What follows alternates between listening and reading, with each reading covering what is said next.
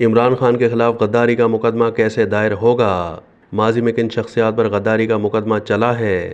وفاقی حکومت نے پاکستان تحریک انصاف پر پابندی عائد کرنے کے ساتھ ساتھ بانی P T I Imran Khan, سابق صدر عارف الوی اور سابق ڈپٹی اسپیکر قاسم سوری کے خلاف آئین سے غداری کا مقدمہ دائر کرنے کا بھی فیصلہ کیا ہے۔ لیکن یہ مقدمہ کیسے دائر ہوگا اور ماضی میں کس کس پر غداری کے مقدمات دائر ہوئے ہیں، آئیے اس ویڈیو میں جانتے ہیں۔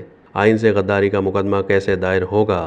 سابق صدر عارف الوی، سابق وزیر اعظم عمران خان اور سابق ڈپٹی اسپیکر قومی اسمبلی قاسم سوری کے خلاف غداری کا مقدمہ دائر ہوگا۔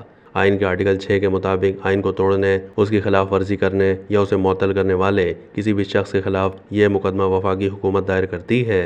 آئین سے غداری کا یہ مقدمہ سپریم کورٹ آف پاکستان کے 7 اپریل 2023 کے اس فیصلے کے مطابق چلے گا جس میں سابق ڈپٹی اسپیکر قومی اسمبلی قاسم خان سوری کی جانب سے 3 اپریل 2022 کو اپوزیشن کی تحریک عدم اعتماد کی قرارداد مسترد کرنے کے عمل کو آئین سے انحراف قرار دیا گیا تھا۔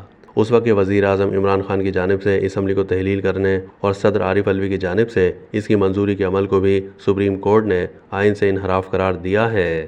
قانون کے مطابق اب وفاقی سیکرٹری داخلہ مذکورہ تینوں اشخاص کے خلاف غداری کے مقدمے کی سمری وفاقی کابینہ کو پیش کریں گے، جس کی منظوری کے بعد FIA اس پر تحقیقات کا آغاز کرے گی۔ تحقیقات کے بعد چالان کو حتمی شکل دی جائے گی اور پھر ملزمان کے خلاف مقدمے کی سماعت کے لیے خصوصی عدالت قائم کی جائے گی۔ ماضی میں کن شخصیات پر غداری کا مقدمہ چلا؟ ماضی میں سابق فوجی صدر جنرل پرویز مشرف کے خلاف 3 نومبر 2007 کی ایمرجنسی کی پاداش میں غداری کا مقدمہ چلا ہے اور انہیں ان کی عدم موجودگی میں سزائے موت سنائی گئی۔ تاہم اس عدالت کی تشکیل کو ہی لاہور ہائی کورٹ نے غیر قانونی قرار دے دیا۔